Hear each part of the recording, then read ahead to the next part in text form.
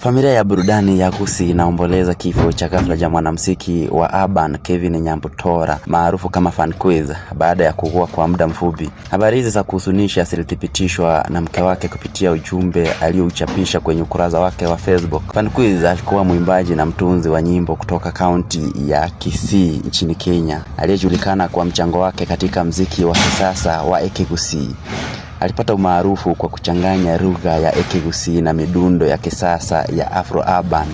Fanquiz alijulikana sana kwa wimbo wake uliofuma wa Amasikani aliyomshirikisha Finka pamoja na nyimbo nyingine maarufu kama Mama Tata, jambo lililomfanya apendwe na mashabiki wengi vijana katika eneo la Gusii na maeneo mengi.